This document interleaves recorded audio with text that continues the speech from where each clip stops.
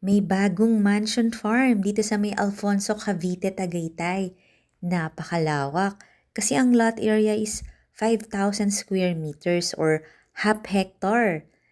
Tapos ang dami niya mga pine trees, nasa mga 70. Ang dami rin mga fruit-bearing trees at overlooking yung mountains. Kaya napaka-presko dito. Ang scenic pa ng view. Katabi mo kasi forest. At ang bahay, merong malaking patio. Kaya kitang-kita mo ang ganda ng paligid. At pagpasok mo, may mga gamit pa. As in, fully furnished to. Kaya titirhan mo na lang. Bungalow siya na may 4 bedrooms plus maid's room. Meron ding malaking storage area or basement. Ang covered parking nasa 6 pero kahit marami kang sasakyan, kasyang-kasya. Ikaw ba naman may 5,000 square meter na lot?